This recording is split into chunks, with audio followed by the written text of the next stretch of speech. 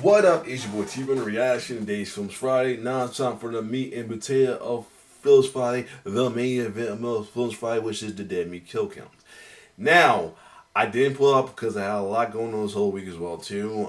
So I didn't have time to pull up a poll or anything on the next video movie. So that being said, I'm just going to do the newest kill count they have so far, which is As Above. It came out in 2014. Though other than that, I don't know too much about this one, but I'm just going to jump right into it. Because I am dreading and very reluctant of doing mini ones. So that being said, I'm gonna hold on to it as actually be voted. But anyway, other than that, let's check out this kill count for above so below. So without further ado, let's get it.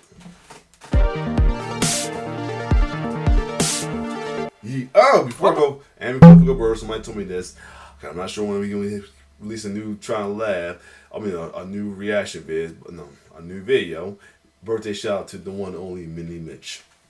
To the kill count, where we tally up the victims in all our favorite horror movies and show you how they were made. I'm James A. Janice, and today we're looking at As Above, So Below, released in 2014. As Above, So Below is a found footage film that came out during the subgenre's peak. After Paranormal Activity, it felt like every other 2010s horror movie was done in that style. As such, it was difficult for any one of them to stand out, but As Above managed to because of its setting. It takes place and was actually freaking filmed in the catacombs of Paris. If you're unaware, Paris has almost 200 miles of tunnels beneath the city that are filled with the bones of 6 million dead folk. It was made and filled in the late 18th century, but nowadays functions as a tourist attraction, though only about a mile is open to the public. It's one of the coolest things I've ever learned about, and is near the top of my travel wish list. Aside from the setting, the movie's fine, I guess. It's as much an adventure flick as it is a horror movie. It feels a lot like Tomb Raider, Indiana Jones, The Da Vinci Code, the Brendan Fraser Mummy, those kinds of films. Lots of puzzle solving and treasure hunting and uncovering historical secrets. The acting is solid, especially from the two leads, who really sell their expertise in the subject matter. It's also got a ton of awesome visuals, including a few that were done practically in impressive ways. In the end though, the parts feel like they add up to a lesser whole. Things just sort of happen, and then before you know it, the movie's over. I don't mind the dumb silliness behind all the scavenging for clues. I think it makes sense for a movie like this. I just wish it all came together in the end to something more. But at least I wasn't bored watching it. If you want a cool looking found footage horror version of Tomb Raider, you've got it right here. Just don't expect anything more than that, and you should have a fine enough time. How many explorers?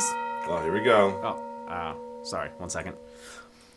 Attention, Count 9 shoppers! Have you been struggling to find medical care? Are you only finding doctors with a 6-month wait list? Did you finally find a doctor only to be told they're actually unavailable for new patients? Then Count 9 is happy to direct shoppers to today's sponsor, ZocDoc.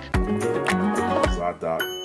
ZocDoc is a free app and website where you can search and compare high-quality in-network doctors and click to instantly book. ZocDoc offers over 100,000 doctors that you can filter based on your needs and schedule based on their actual appointment openings. All right there for you to see. And these appointments aren't locked behind a glass case of month-long waits. In fact, you can typically be seen in just 24 to 72 hours. Now, I know what you're thinking. That all sounds great, but how does it make sense that you're selling it at a superstore, right? Like, isn't this whole bit a little contrived? Well, listen to me here, okay?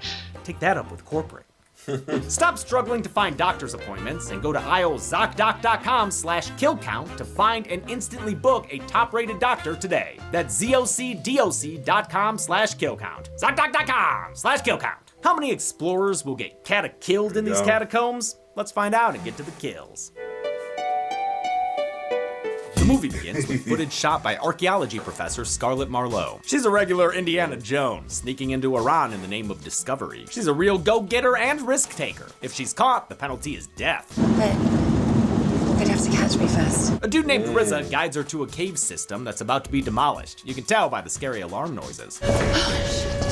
That means Scarlett's gonna have to act fast. She finds an ancient artifact and, like the British person she is, takes a hammer to it. But not to take home with her and stick in a museum. It's to reveal a little cubbyhole with the extra special secrets. Like the Wall Street Bowl? The Rose Key. Oh, it's the Rose Key. As the countdown to destruction continues, she spends every last second recording the symbols on the statue. She takes off as the demo team begins, stopped only momentarily by a ghastly vision, twistin' in the wind. Then they set the explosives free, and now she's sighing on the ground, the wind knocked out of her. But she survives thanks to RZA. Knew that guy wasn't nothing to fuck with. He warns her to be more careful in her pursuit of knowledge, reminding her that a similar quest made her father go crazy. I like that. I like that. Oh, that was fun. That was fun. My father wasn't crazy. Everyone who hunts for Flamel's I stone, was thinking Root Say He's crazy. RZA. they all wind up dead. The footage picks up later with Scarlett filmed by her cameraman Benji. He asks about her research Okay. and that stone RZA mentioned, the Philosopher's Stone, or the Sorcerer's Stone if you're American. Either way, it's a mythical item sought after by alchemists. It's an elusive substance that could turn base I thought metals it was, into gold. I was House Brother. Can provide the key to eternal life. Damn, dude, that's better than a chug jug. Scarlett's father dedicated his life to finding the stone, but died before he could. Scarlett's determined to finish what he started, which is why she and Benji are in Paris. That's the home of the stone's creator. Say it with Hermione, everyone. Nicholas Flamel. According to her dad's research, the stone could be found following clues inscribed on Flamel's tombstone. She needed the rose key to translate the text into Aramaic, but that's not one of the 6 languages she knows. Luckily, I know a guy who does. Since Tom Hanks isn't available, Scarlett hits up her ex George for help Da Vinci decoding. He's the kind of guy who sneaks into churches to fix old clocks for fun, but looks like they caught him at a bad time. Whatever it is, I want nothing to do with it. Damn, man, rough breakup? Did she mention to you the last time we were together, I literally wound up in a Turkish prison? Surely you can't be serious. Prison or not, George is still clearly crushing on Scarlett. Hell, they might have even kissed again if the bells hadn't started chiming. Right. Talk about a clock block. He agrees to help, so they head to I can't. Clock block, really, James. the tombstone and he starts his translating. It doesn't seem very fruitful at first, Lime, Sword is lime. sword is lime. aside from the lime of it all. But together, the puzzlers figure out there might be more written on the back of this very valuable ancient— Yo, hold up there! Easy, Tombstone Raiders! With some Tombstone bleeding Raiders. chemicals and a bit of fire. Scarlett reveals a hidden message. Ah, I love these it. two lovebirds. Solving riddles, doing science. Yeah, science! The movie does a great job showcasing Scarlett's skills and knowledge. And recklessness, which isn't great for the people helping her. You don't want to breathe this in. George translates the new inscription, and Scarlett surmises the stone is 370 feet below Flamel's tomb, halfway between his burial and the mythic gates of hell. In most places, getting that far underground would be impossible, but they're in Paris, baby! There's a whole system of catacombs beneath their feet. The tunnels don't run under Flamel's burial site, but historic street collapses indicate there may be a hidden chamber. Now they just need to get there, or rather, Scarlett does. George has boundaries. I don't go underground. Scarlett and Benji go on a tour of the Bone Zone to see what they're working with. Oh man. A couple things I forgot what I knew. Okay, so yeah, he's from Friday 13th. I knew he familiar, but I think he did other stuff. And the Hodge brother, I'm trying to remember his name is Edwin Hodge. Yeah, thought that was something that I saw as well too. So yeah, let's keep going. And the main girl, she's somebody. Who is she? Where's she from? Mainly, she is from the PI series. She was already. Oh, okay. I think I know who's talking about now. I know who she is now, but anyway, let's keep going. And I want to visit this place so bad, which may be surprising. It's basically Bastard Skelly HQ. They find out the public tunnels don't go where they need to. We need to find a way into the off-limits area of the catacombs. Well, good thing this random French dude gives them a tip. He says to go to a nightclub and ask for a guy named Papillon. Hey, thanks, man. Oh, okay, he gone. The trio heads to the club where Benji spots a real looker, as in she won't stop looking at him. Some real VHS vibes from this chick, especially when he sees her continuing to stare through the window. Amidst the Eurotrash euphoria, they find Papillon, who's skeptical of their request. No, sorry, do I look like a tour guide to you? Do I look like a tourist? They tell him the sitch and promise him half the treasure they may find. That gets him to agree, and he assembles his team, a pair of obvious red shirts. I mean, they're so clearly here to pad the numbers. The guy's name is Zed, for Christ's sake. Insert Bruce Willis quote here. The chick's name is Susie, which gives us a Susie and the Banshees reference. Susie the Banshee. Yeah, this guy knows. Susie warns George this is a dangerous mission. If you run out of batteries with no flashlight, you will die. Not exactly a happy house down there. They head towards the tunnels while George, very unconvincingly, keeps saying he's not going to go with them. I'm not coming with you guys. Great. Told you a bunch of times. Okay.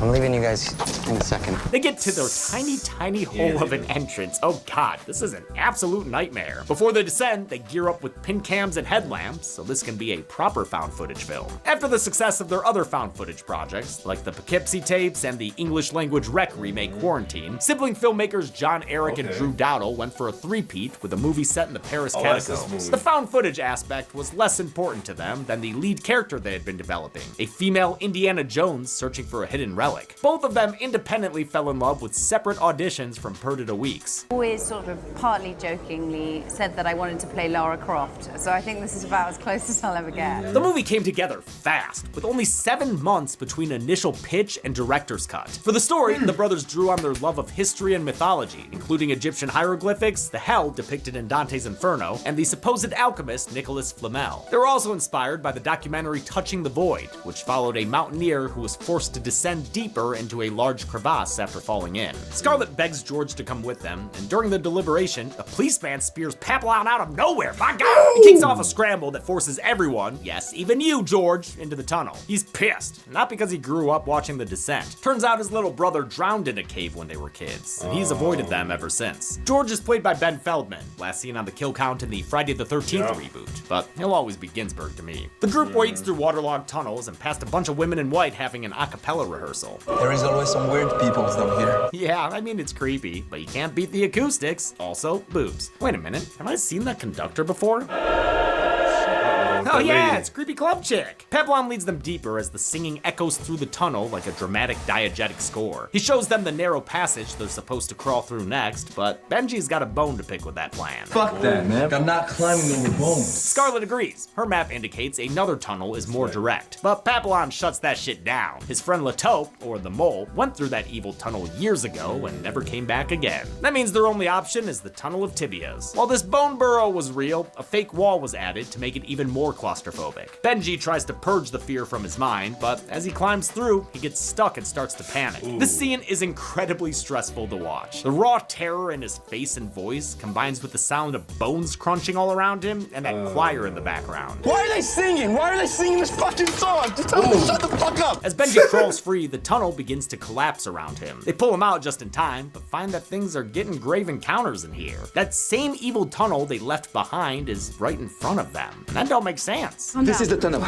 There is no turns. The only thing to do is keep moving forward. They find Papillon's graffiti tag, even though he claims he's never been in this part of the cave before. Then why is your pap smeared all over the wall, brah? They keep going and find more weird shit, like a piano. How the hell did they get a piano down there? Very carefully, I imagine. It looks just like the one George used to play with his brother when they were kids. And in fact, it's the same piano, down to the same broken A4 key. They better leave before anything weirder happens, like finding a ringing phone. Yeah, right there. Wait, Scarlett, you really gonna answer that? Why would you talk to me, Scarlett? Before she can tell him to remove her from his list, a random dude shows up faster than you can say Hal Ratma. But it's no rat man, it's a mole man, Lataupe, whose family just been living down here for years, without any light or soap. At least he's got those inventor goggles, looking like crazy old Maurice. Lataupe says to follow him if they want to get out, sounding like Quaith's prophecy. The only way out is down. To go up, they must go down. And down they go, into a really deep hole. On the way down, Benji slips and has another near-death experience. Poor dude can't catch a break. Caught himself though, just fucked up his hands on the rope while doing so. Originally, the brothers Dowdle planned to film on a set, but discovered it'd be cheaper to use the real deal. As Above, So Below is the first feature film to get permission to shoot in the catacombs. They made use of both the public and off-limits areas. A safety inspection ensured that the tunnels were sturdy and full of breathable air, but the process was still difficult and potentially dangerous. There's no electricity down there, there's no restrooms down there, there's no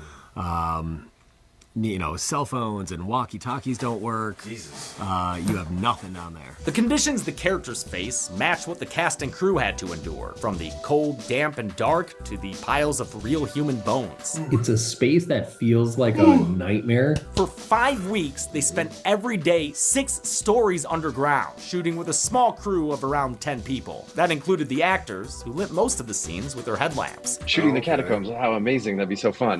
That is true for a day or two, and then, on day 15 and on day 25, like it's a very grueling place to shoot day after day. They had to run around tight tunnels with ceilings so low the crew wore helmets to avoid head injuries. We'd be watching a monitor running through these spaces, and you just take the hits in your arm instead of your face. The filmmakers managed to keep their cast in good spirits though, and the conditions give the movie a rough around the edges feel reminiscent of the Blair Witch Project. While passing through a watery chamber, the group hears deafening screams and sees a ghostly little boy. Oh. Holy shit, what was that? The question is not what was that, but who was that? Yo, Mole Man, shut your hole, man. They hit a dead end, but Scarlet spots a scarab and knows they ain't just good for creepy crawly deaths in the Mummy. She recognizes it as a key. All they have to do now is remove the right stone. And if they remove the wrong one, The ceiling will collapse on you and kill you. no press. Scarlet's dedication to her Lara craft helps her and George pick the right stone and unlock the hidden door. Now it's time to raid that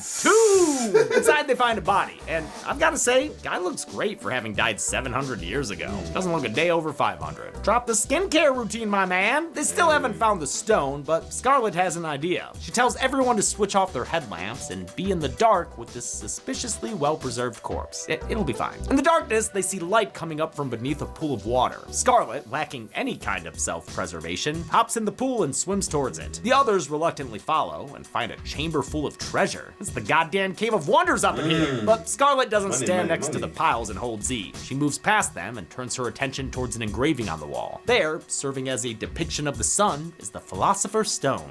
What better place to hide the most valuable stone ever known than next to riches you could never miss? Too bad Pap and Pals are being a bunch of aboos and trigger a trap. The ceiling collapses, bloodying Zed's nose, battering Susie, and burying Latope. They try to uncover him, but that's a big Lanope. The ceiling collapse was one of the few set pieces filmed on a stage, for obvious reasons, along with all the nasty standing water scenes, also for obvious reasons. The group finds themselves with no guide, no water, no medical supplies, and no batteries. But at least Susie's injury ain't all that bad. Just rub a little dirt on it. Or stone. Yeah, rub a little Philosopher's Stone on it. It works, completely healing the wound, and Susie the Banshee is entranced, spellbound. Wow. Scarlet spots a carving of a door on the ceiling near a symbol. And what's that symbol mean? As above, so below. Title symbol! The phrase is believed to be the key to magic in the world. And if the image of a door is on the ceiling above, the real door must be on the floor below. Even though they're already at the bottom of the catacombs, and there should be nothing further beneath them, Scarlet's able to break a hole in the floor. After the water drains out through it, they climb down once more, where they're greeted by a not-so-warm welcome.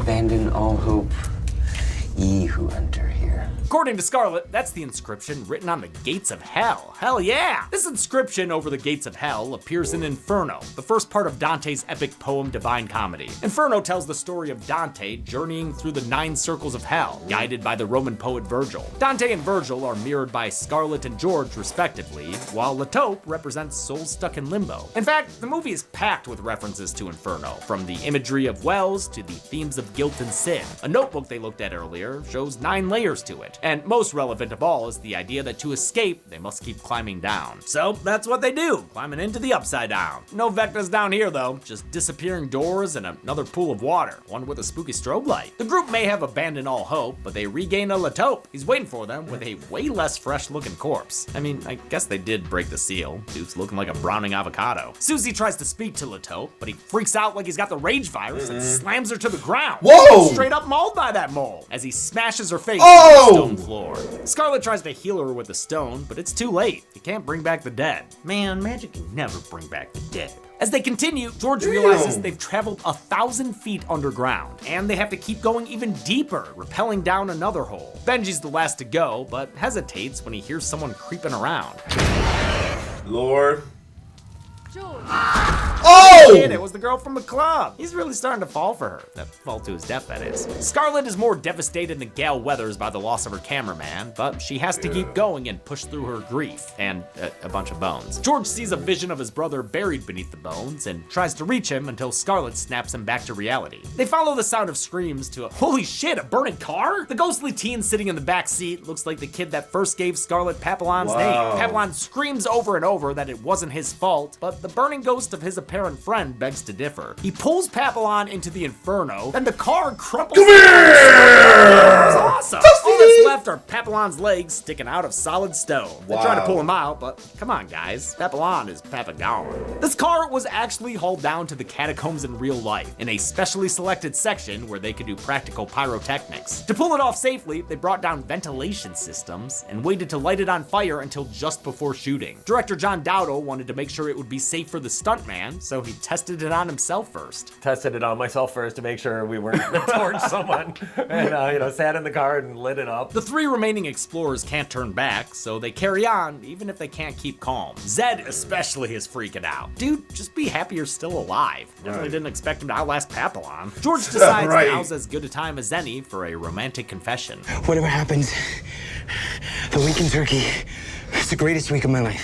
Wait, week before prison or in prison? But hey, a Turkish jail is probably better than this hall of horrors featuring stone-faced walls and this roby motherfucker. When they try to hide from the shadowy figure, the faces come out of the walls and turn into screeching monsters. One of them takes a chunk out of George's neck, and when Scarlet tries to fix it with the stone, it doesn't work. Yo, what the hell, Flamel? This thing only works like a third of the time? Scarlet remembers the instructions to find the stone mentions something about rectification. She realizes she swiped the wrong rock and decides to go all the way back to get the right one and save George? Wait, are you serious? Wow. Dude, that's like so far back. But like someone playing a video game with crappy level design, Scarlet doubles back and runs the whole hellish obstacle course in reverse. At least it gives us this moment when she punches a demon in the face. Get out of my way. She finds the chamber that was full of water, now a river of blood and grabby hands. I don't know why it's like this, but it looks cool and scary, which I can basically say about the entire movie. They give Scarlet a makeover befitting her name and leave her looking like Mia at the end of Evil Dead, or like Sarah at the end of The Descent.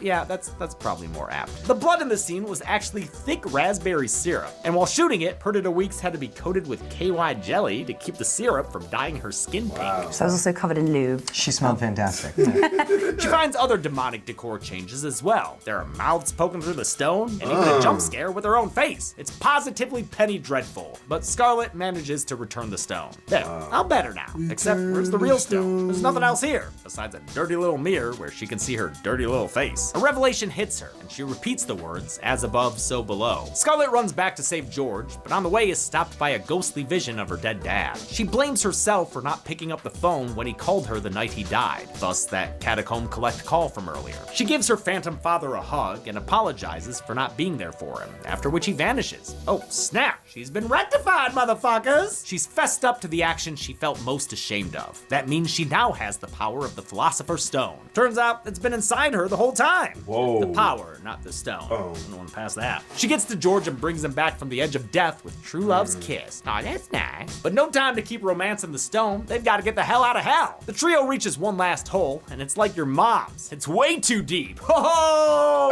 They have to take a leap of faith. But before they do, George and Zed need to do what Scarlet did and rectify by admitting what they feel guilty about. It's Silent Hill rules, but also Inferno rules. Dante wrote in the poem that the only way to escape the torment of hell is to confess your sins and atone for them. George admits he feels responsible for his brother's death because he got lost while trying to find help. Oh man, you were just a kid. You shouldn't feel guilty about that. Zed, how about you? I have a child I've never seen. I know it's mine, but I deny it. Okay, yeah, see George? That's culpable. We can piece together that Papillon was responsible for a car crash that killed his friend and left his hands burned. We saw them earlier when they were still above ground. Benji may have been lustful or something, seeing as how that one chick kept making eyes at him. Oh, and Susie? I don't know. Maybe she didn't pay a parking meter or something? With their sins confessed, they jump down, and at the bottom of the pit, they find a manhole. George and Scarlet try to pull the cover up, but it won't budge. They have to push it down and out of the way. When they do, they see the night sky below them, or above them? You know what I mean. They climb down, then up onto the streets of Paris. The shell-shocked survivors share a group hug, and Zedbeat Dad leaves to, like, call that kid he abandoned. Yeah, man, I really can't believe that dude made it out alive. The movie ends with a clip from Scarlett's direct-to-camera talk with Benji, where she said she wasn't trying to find the stone for financial gain. So you simply want the truth? Exactly. Yeah, I want the truth. Whether she likes it or not, she definitely found some truth down there. How many adventurers met their doom down in this ancient tomb?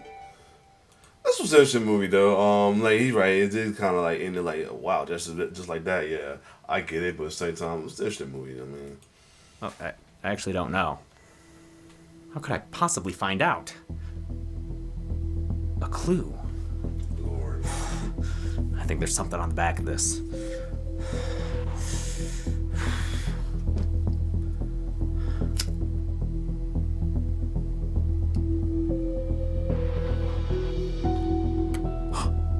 There is. To find out just how many died, open the gates and look inside. Walk through the dark where evil slumbers. Let's find out. Get to the numbers. Here we go. Only 3 people died in As Above, So Below, with the victims consisting of 2 men and 1 woman, giving us this mostly sacre bleu pie chart. We've seen this count and breakdown 7 times before, first in Nightmare 5 and most recently in The Exorcist. With a runtime of 93 minutes, As Above, So Below had a kill on average every 31 minutes. I'll give the Golden Chainsaw for coolest kill to Papillon. Not only does it feature the practical flaming car, but that effect of it blinking out of existence made me yell aloud and clap. Double shade for lamest kill goes to Susie. It's not bad per se, but I prefer the suddenness of Benji's fall. And that's it. As Above, So Below was released in 2014 to largely negative reviews, but has gained a vocal fan base in the year since its release. Until next time, I'm James A. Janice.